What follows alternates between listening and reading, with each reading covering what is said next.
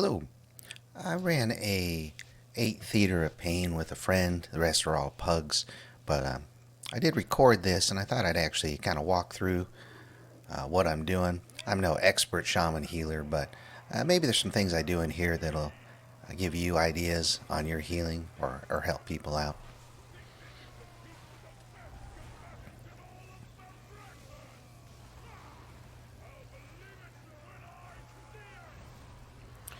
It looks like our tank it's only an 8, so he just pulled the first 3 mobs plus the little guy, or the big guy behind him.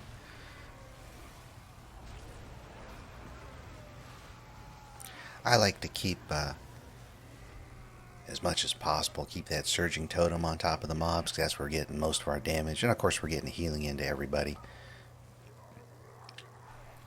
Nearly all of my healing spells are on mouse over macros that you see on the right hand little block of action buttons. That's actually all off of my mouse. Mouse wheel up and down, and then the middle mouse button for the center one. But that way I can hover over party frames and cast healing spells.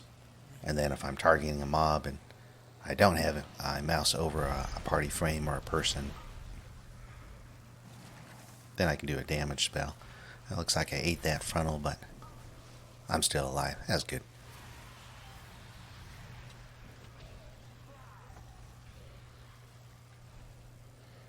Gust of Wind I find very handy in here.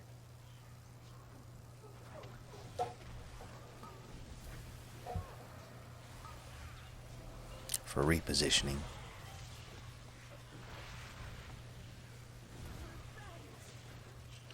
This particular fight, of course, there's lots of movement, and there's a Withering Touch debuff going out.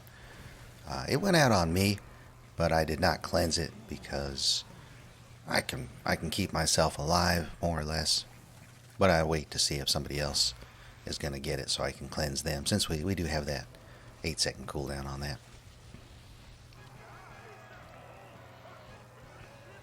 That first boss went pretty clean, and if you look at the details, we got some pretty good damage pumping out there. So now here we got the affix up. We can drop a poison cleansing totem to clear that, but I felt no need since we're not actually doing anything right now. So I'll save that for the next time.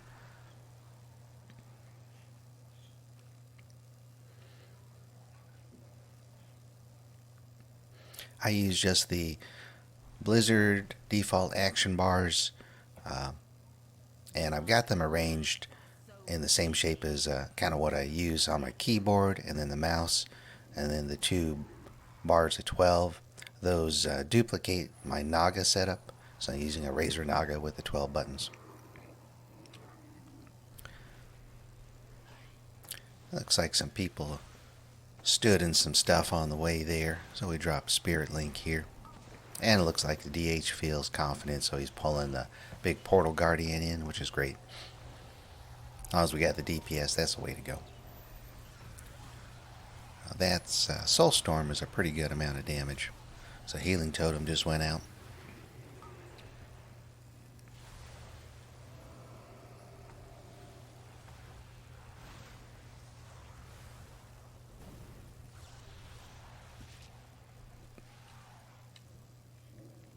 So one thing I've done, I do use a lot of weak auras, but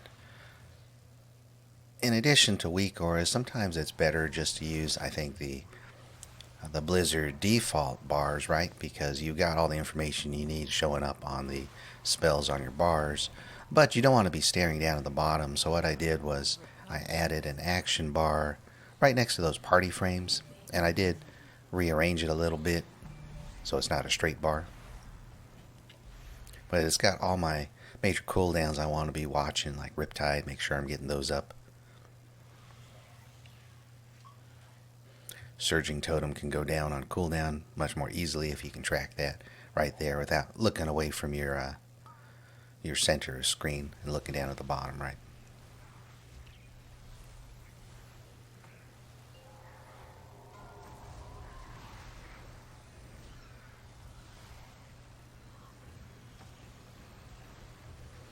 Once again, we got a lot of AoE damage going out.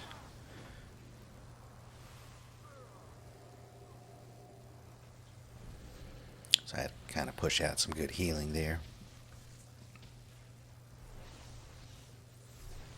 It's the Portal Guardians that do that. That's Soul Storm right there, right?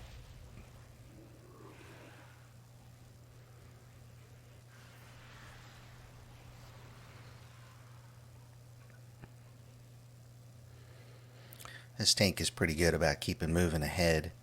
Now, if we watch these bone guys, of course we got Purge, so I try to get that bone shield off immediately. Then we drop our Surging Totem. As soon as we start taking some damage, I'm going to hit that downpour. Give everybody a little boost.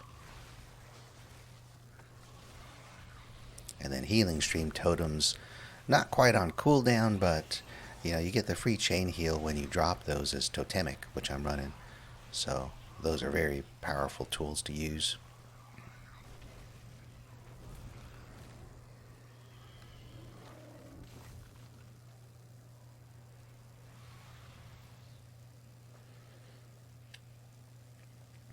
Below that action bar I mentioned next to the party frames, I'm running a weak aura you can find on Wago that covers your elemental shields, so you can track if you got Earth Shield up on somebody else, and then the one on yourself, and of course your water shield.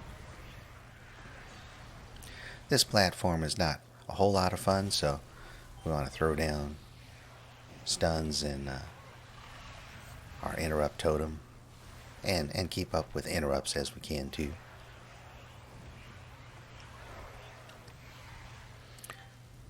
Looks like I don't remember seeing that last week where they're marking on the ground that direction of that knockoff, which is nice. Glad they added that in. Maybe it was there last week, but I didn't see that.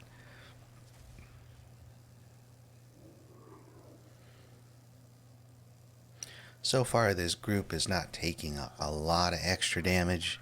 Sometimes while healing, you'll find there's somebody in your party that's just not very good at keeping their eyes open, or they're tunneling, and they're always taking unnecessary damage.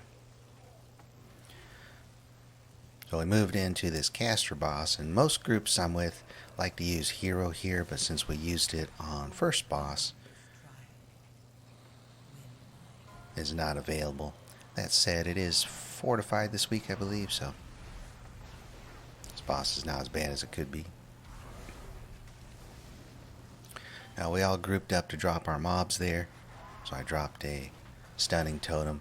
One thing I discovered about this particular fight, and I need to adjust my camera when I come in, because dropping your totems and stuff, anything with a reticule you need to target on the ground, it doesn't work right in here. It gets stuck on the ceiling or walls or something. It's very, very poor. But I get stuck a couple times during this fight trying to drop those kind of things, and I can't. See, like that. That's just lame.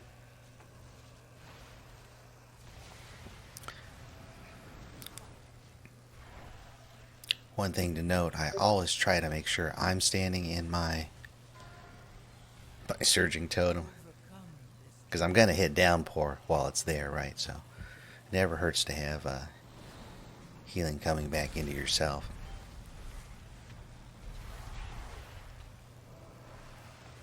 So I dropped my poison cleanse for that affix.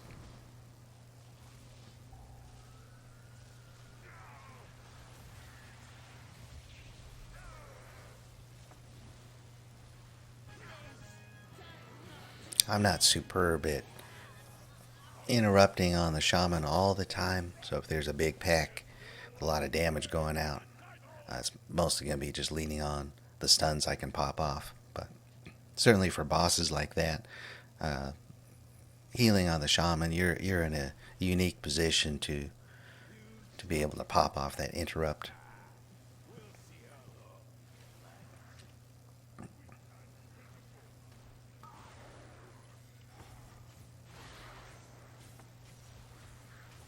Now on this pull, tank gets hit pretty hard, so you got to keep an eye on them.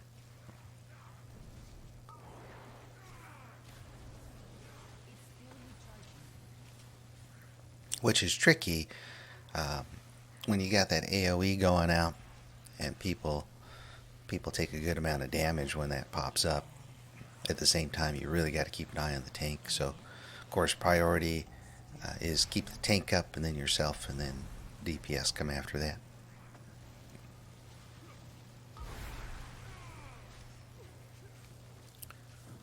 That affix can be healed off as well, but it does take a decent amount of healing coming in, so I don't think it's something you'd want to try to clean off of everybody with chain healing, because you're going to suck your mana pool dry.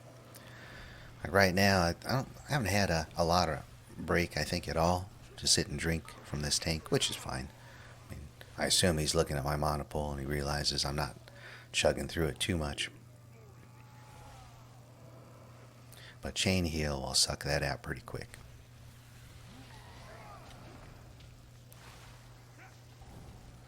In case it wasn't clear from my action buttons I'm hitting here, a lot of the healing I do is based off of Surging Totem and Downpour, and then the Healing Stream totems, and then Riptides. Always have Riptides out.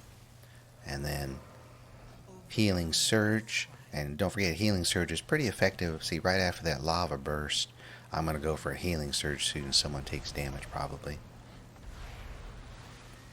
Because you're getting a boosted Healing Surge, and then you're getting an extra Riptide on somebody from that, from Master of Elements, so...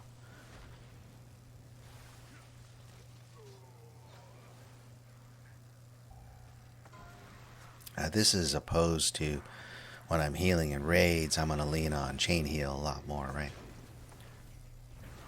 So mostly in the mythics, I'm using those different tools I mentioned, Surging Totem, Healing Stream. You can use your reset button too if you need to pop out an extra Healing Stream totem, because those are all, every time you drop that Healing Stream, that's a free chain heal going out, so...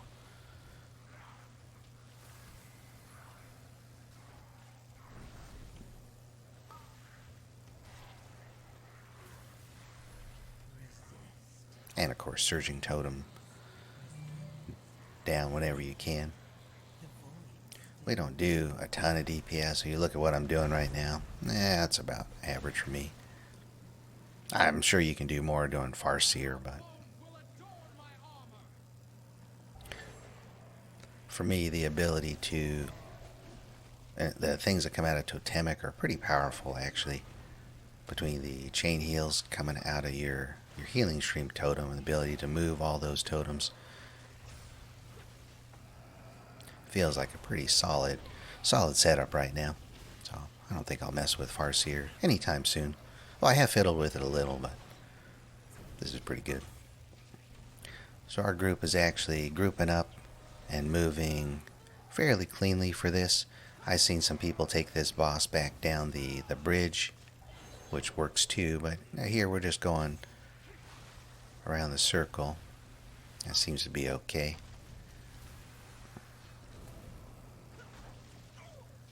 Do want to make sure you got those AoE heals going out. It helps keep everybody top, because you will get people that take some damage from those things.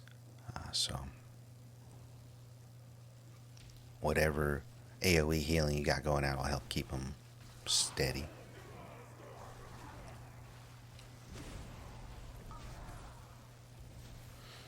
One of the hunters has been handling hero, which is fine. I personally wouldn't have heroed on this boss.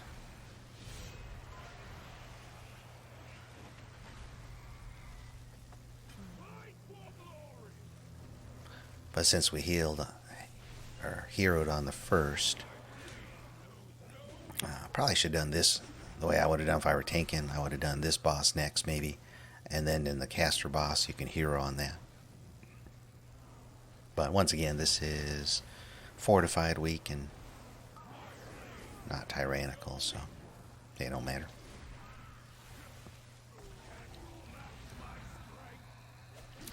That effect too was, I'm pretty sure that was not there last week on his one attack, to show you exactly where it's going to extend out.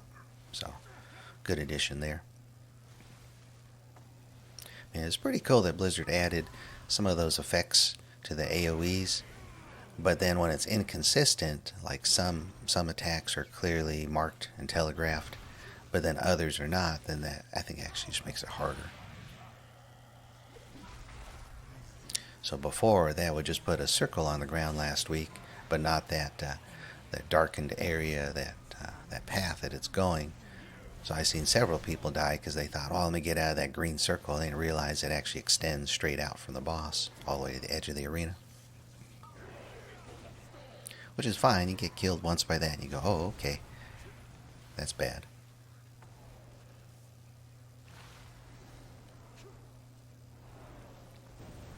Yeah, pretty easy boss fights here on non-tyrannical week.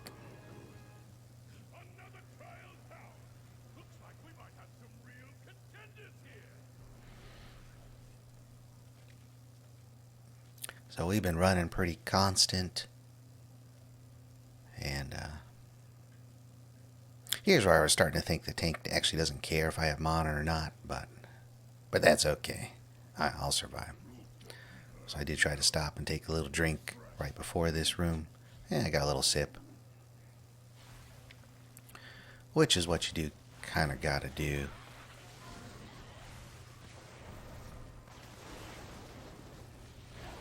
And I think actually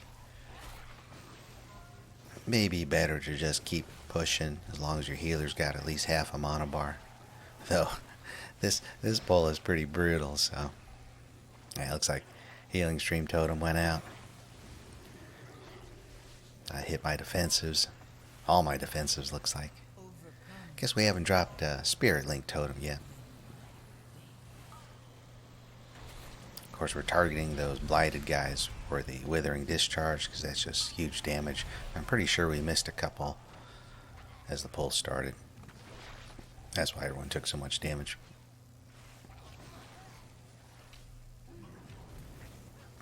That's okay. There's a lot going on in that pull, and he just dived right in.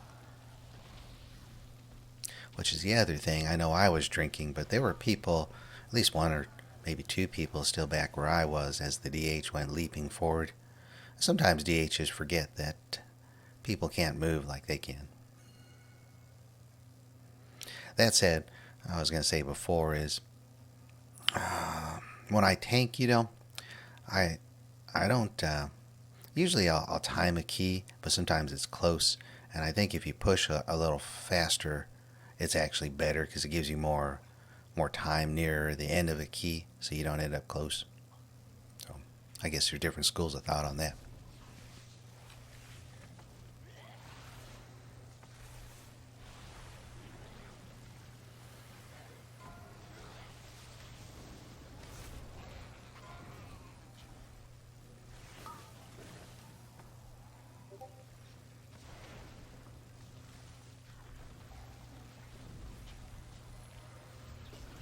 Yeah, so during this pull, used all my interrupts plus stuns and then my regular interrupt. Tried to help keep that stuff under control. Oh, that interruption didn't work out the way I planned there on that discharge. But it is unfortunate because he was directing that up and down the bridge there. Which does mean, if possible, you gotta try to scoot in a little bit closer so it's easier to dodge. Or the tank could have pulled it back so there was more room. But whichever, doesn't matter too much.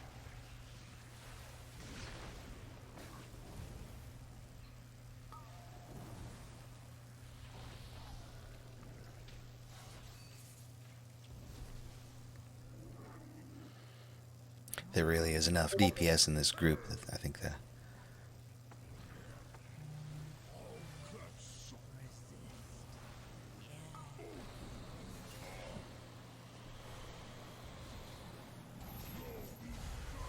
the tank's just assuming we'll take care of it. Didn't quite see what hit me there. That kind of sucked. In fact, this fight kind of sucks. So I did throw down a Wind Rush so that help people move a little bit. This is actually another fight where it might be a little easier to actually scooch in the camera a little bit, because the camera can get a little wonky as those things move by.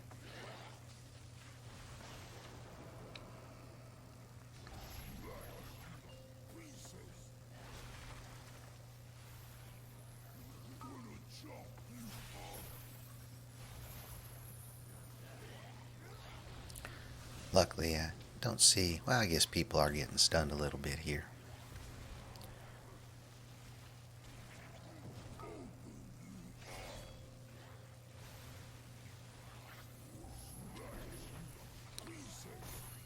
That was bad positioning on my part. I had the honor of being the first death.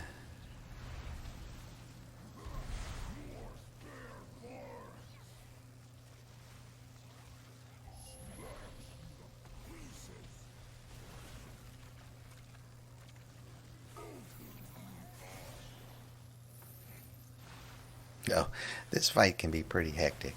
Like I said, for a lot of the rooms throughout here, I like the farther out camera angle, but so this is the second boss fight here. I'd actually say it'd be more helpful to zoom it in a little so that your camera doesn't get stuck on stuff.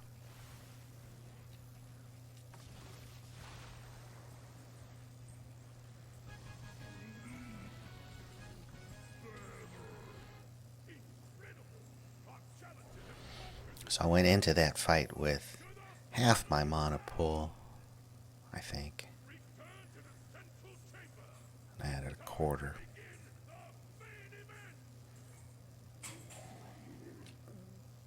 So it could be just like, as I was kind of looking at the DPS we had as we started off the key, that tank may have been watching my mana pool and realized I can probably survive on not too much mana.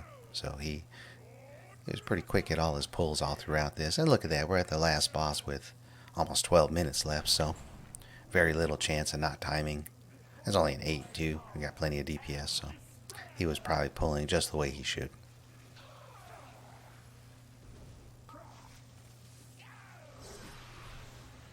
As healers, we always like to have that full mana pool, but maybe sometimes we don't really need it.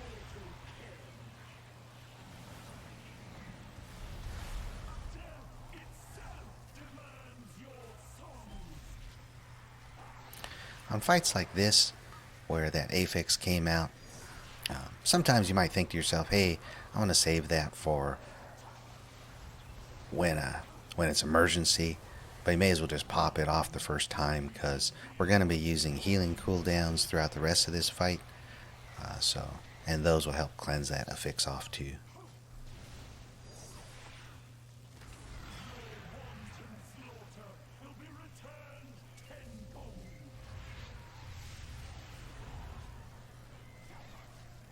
There is a pretty solid amount of damage that's going off during this fight. So I know there's going to be a charge coming in pretty soon. So I kind of tried to position myself. I don't gotta get hit.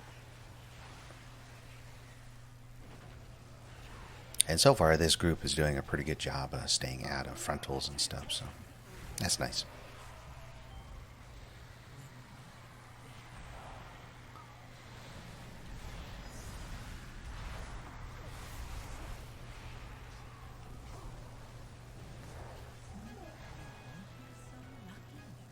And pretty smooth run, all things considered.